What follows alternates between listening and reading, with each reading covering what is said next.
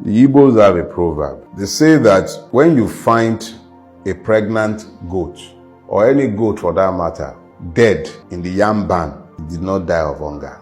You need me to repeat that? Don't worry. When you find a goat dead in the yam barn, you know those yam barn that you build with bamboo and you see plenty of yam decorating the walls? That goat did not die of hunger. Something else killed him. We are not poor. When we were starting this interview, you asked a question about Nigeria. Something led me to describe this country to you. Ours is a rich land. Our soils are good enough to produce everything we need to eat, drink, anything we want for sustenance and good life. It's already in our soil. We are poor by design because those who ruin this country and who are ruining the Nigerian victims, their hold on power is strengthened by the poverty of the people. A poor man's mind, an hungry man's mind is focused on survival. He's thinking about what to eat. He's thinking about what to drink. He's thinking about how to pay his house rent if he has a house. He's thinking of where to sleep if he's only walking the streets. He's thinking about his security. She's thinking, how do I sleep tonight without getting raped where I'm going to have to manage to sleep? She's thinking, how do I feed my children? The Nigerian is deliberately made to focus on survival so that he does not begin to query the simple suggestions they give him in place of answer. A man who is dependent on the grace of his political master to eat is not likely to query the wisdom of the political master who tells him that his neighbor and best friend is his enemy. So, you find that the Nigerian state deliberately weaponized poverty against its people. Even if you look at the palliative system, it gives you an idea of the weaponization of poverty that is endemic in Nigeria. You're going around, you'll be seeing several videos of palliatives being shared. Nigerians reduced to animals.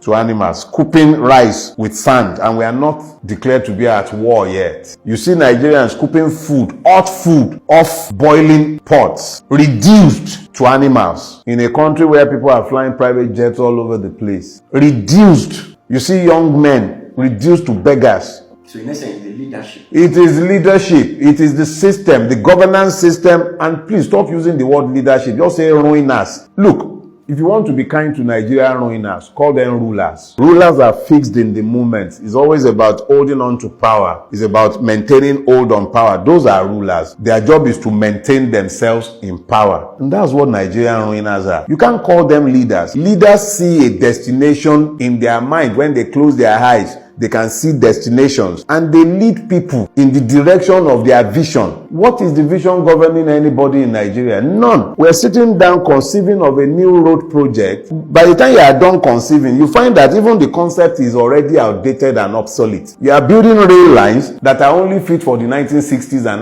1950s. You are building them in the 2020s. Everywhere else in the world, when they are conceiving rail lines, they are thinking of something futuristic that will take you from point A to point B in record time, and then they crow about it. The complete lack of vision, the lack of ambition that governs Nigeria is there for everybody to see. In fact, it's even a good thing that you mentioned it. In Do Not Die in Their War, there is a chapter there, Aremu the Lion Cub. If you read that chapter, you will find the story I told of Obasanjo Presidential Library, where Obasanjo was gifted a lion cub and he built an enclosure for the lion. So a lion is being kept in an enclosure that cannot or should not even be the space to hold a dog. And that lion cannot even be taken for walks. It looked like an emaciated boar bull the first sight I had of it. That is the kind of vision governing Nigeria. They can't see beyond the minute. And that's the man, give it to him. Obasanjo remains the best of the lot that has governed this country. And yet,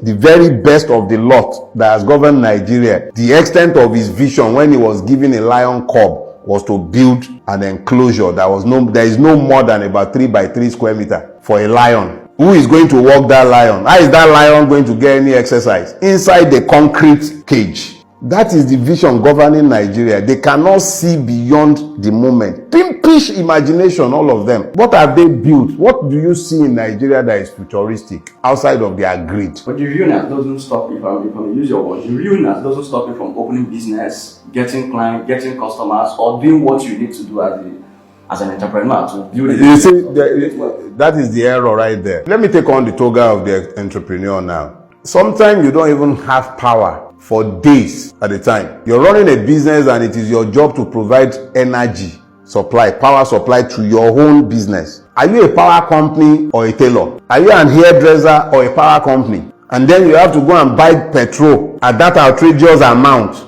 to fuel your generator.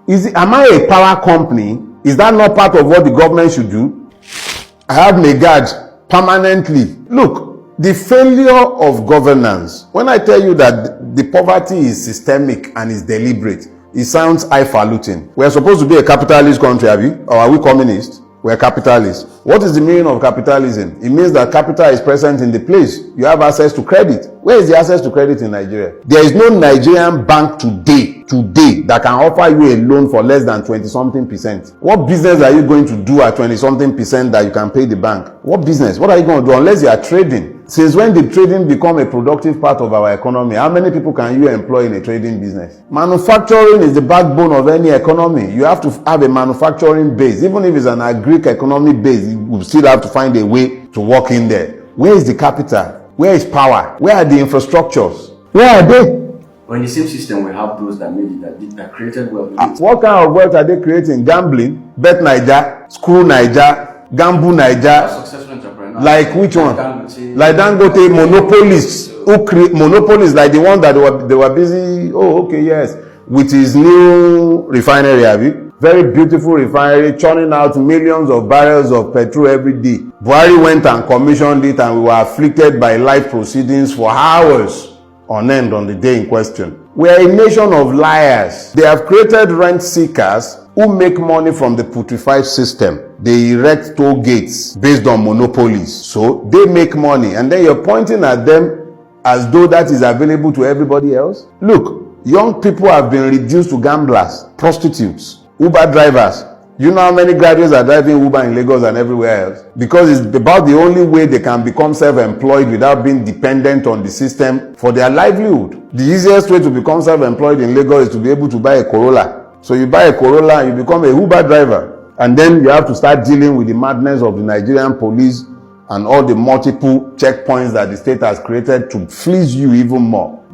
If it was so nice, if the opportunities were so available, why would everybody be running away? The best and brightest of this country are running every day. They are not migrating, they are fleeing.